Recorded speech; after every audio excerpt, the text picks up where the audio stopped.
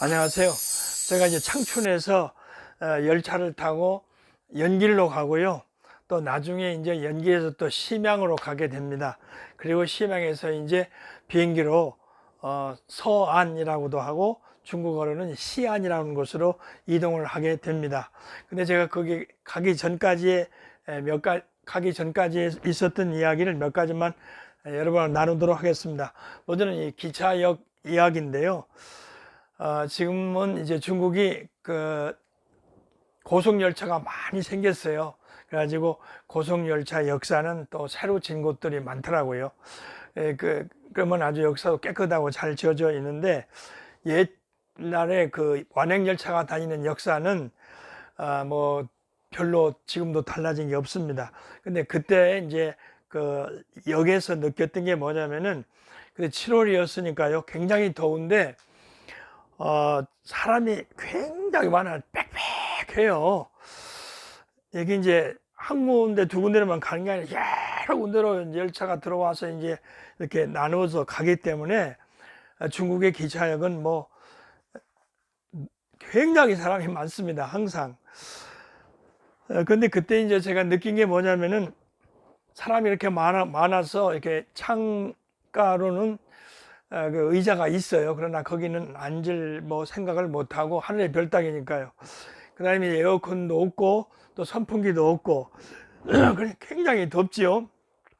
그런 가운데서 서서 기다리는 거예요. 근데 기차가 제 시간에 오냐면 거의 제 시간에 안 옵니다.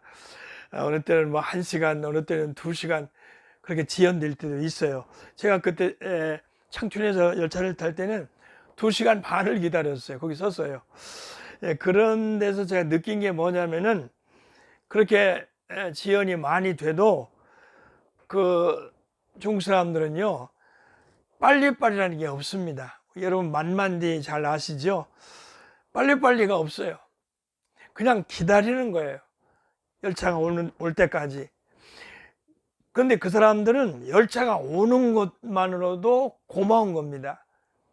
왜 그러냐면, 그 열차가 어디 가까운 데서 뭐 예를 들면 우리나라 부산 같은 데서 이렇게 오는 게 아니고 아주 굉장히 멀리서 그 열차가 오고 있는 거예요.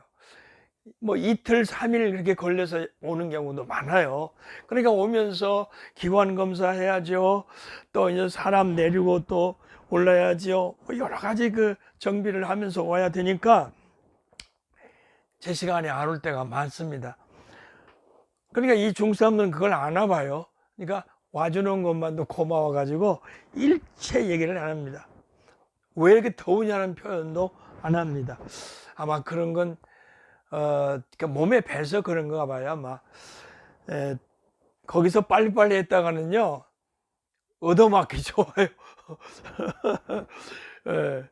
또 빨리빨리 왜 안 오나 하고 생각하면요, 좀 이건 표현이 좀 과한 표현이라면 미쳐버려요.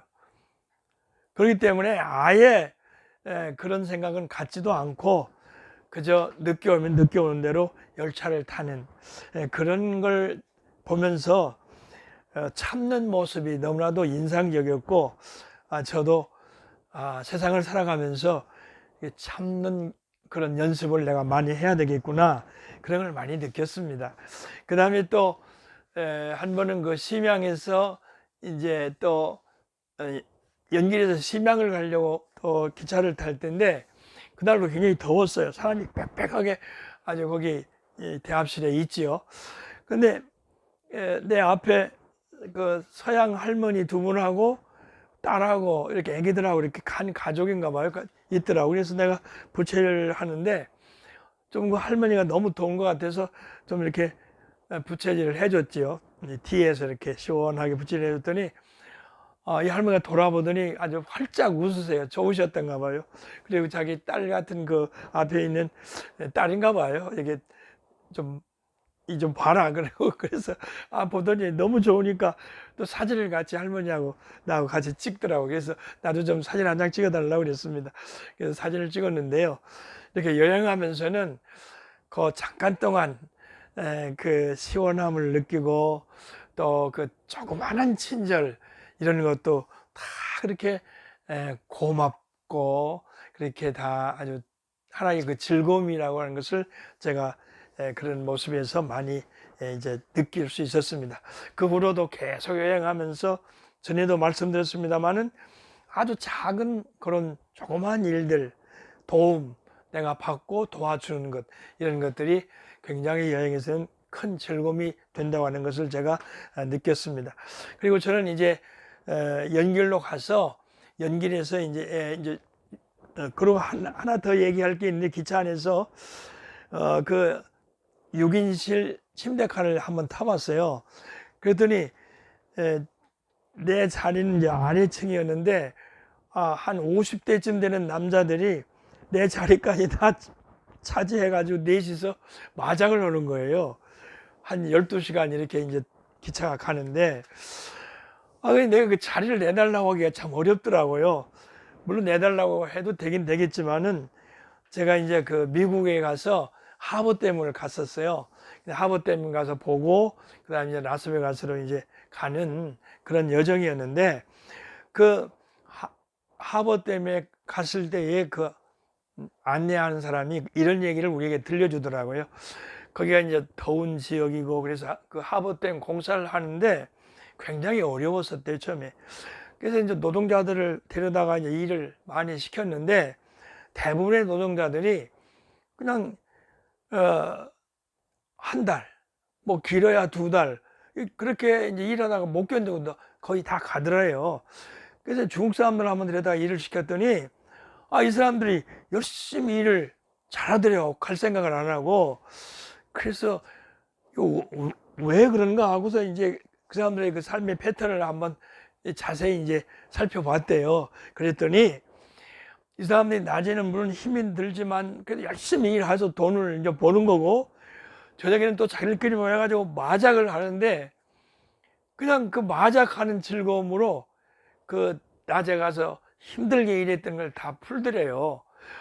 그래서 더 많은 그런 중국 노동자들을 데려다가 그 후보댐을 완성하는데 큰 그 기여를 했다고 해요. 그 사람들이 그렇게 일을 잘해줘서 그걸 이제 들어서 알기 때문에 언젠가는 일어나겠지 하고 좀 몇 시간 제가 밖에서 창문을 바라보면서 좀 기다린 적이 있습니다. 그리고 이제 제가 연길로 가서는 거기 지인들이 있고, 연길은 뭐 제가 91년도부터 제가 드나들고 그랬었기 때문에 참 많은 사람들을 알고 그러죠. 그래서 그 지인을 하나 만나가지고 한 분을 만나서 또 그 길모아 산인가요? 이제 그 산에 올라가서 이제 하루 이렇게 등산을 하고 저녁을 또 맛있게 먹고, 그리고 저는 이제 중국 호텔에서 중국 사람이 하는 호텔에 들어가서 쉬었는데, 또 제가 중국어를 몇 마디씩 하니까 거기 사장이랑 거기 서빙하는 아가씨랑이 아주 엄지척을 해주면서 그렇게 얘기를 하더라고요. 물론 다 그건 하나의 제스처인 줄은 압니다만은 그래도 또 중국어를 조금씩 하니까 기분은 좋죠. 이제 그리고 그 다음날 이제 화령으로 갔습니다. 화령도 역시 10여 년 이상 그곳에 가서 하는 일이 있고 또 그곳에 많은 아는 사람들이 있어서 이제 거기 화령을 갔지요. 지나가는 길이니까. 갔더니 이제 5년 만에 거기를 간 거예요. 갔더니 굉장히 화령이 많이 변하고 새로워졌더라고요. 그래서 시장에 가서 그랬더니 이제 그 두리안이 있어요. 그래서 두리안을 사다가 이제 두리안 파티도 하고 그랬습니다. 저는 그 싱가포르에 가서 두리안을 먹기 시작해가지고 너무너무 그 맛이 아주 맛있어서 뭐 중국만 가면은 두리안을 사 먹고, 지금도 그렇습니다. 못 먹는 사람들은 또 못 먹잖아요. 그러기도 하고, 또 거기 있는 사람들하고 저녁에 그 극장에 가서 또 연극하는 것도 보고, 또 하루는 또 야외에 가서 고기도 구워 먹으면서 그분들하고의 그 정을 또 나누고 그랬습니다. 그리고 이제 거기 젊은 청년 하나는 제가 이제 한국에 와서 이 사람이 그 대학을 다닐 때에 뭐 그냥 조금 제가 좀 뒷바라지를 해주고 그랬어요. 그런 후로 이제 중국에 돌아갔지만 늘 저도 이제 그곳을 어쩌다가 가는 천진인데요.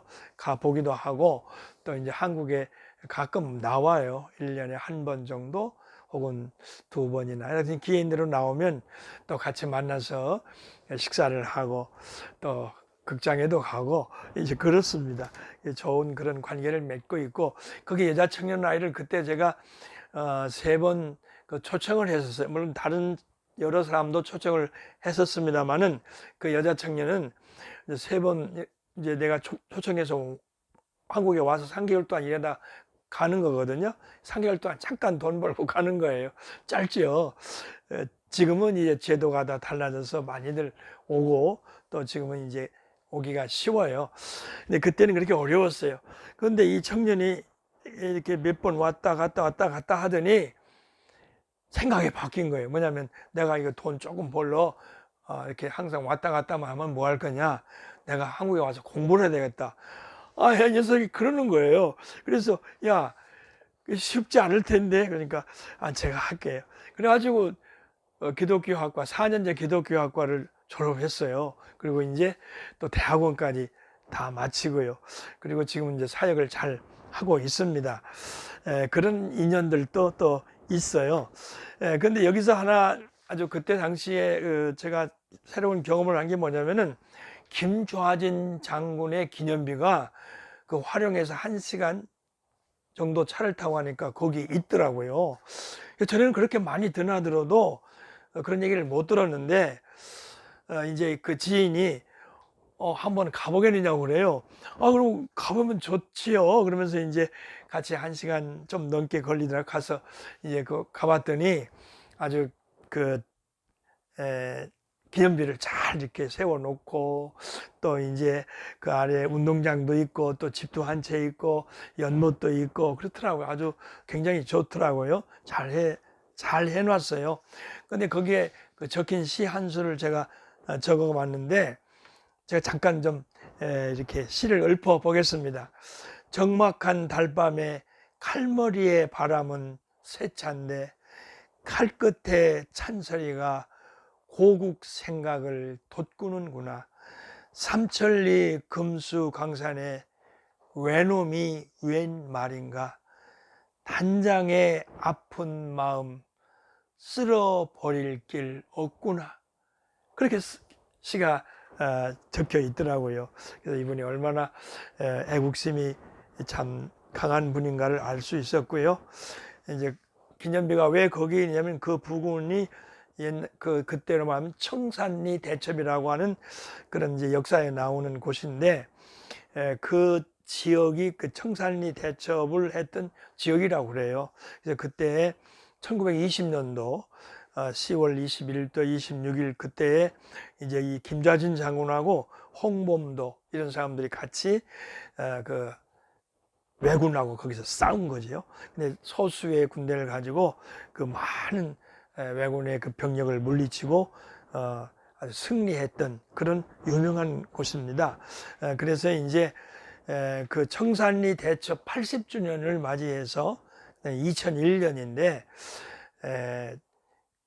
그 위협을 천추만대에 전하노라 그러면서 연변 각 민족 인민들이 상가드립니다. 그렇게 하면서 8월 31일 날 준공을 했다고 기념비에 써 있더라고요. 그래서 역사에서 많이 우리가 들었던 그 김좌진 장군의 그 묘역과 기념비가 있는 곳을 가서 보니, 물론 우리 홍성에 김좌진 장군의 묘가 또 있지요.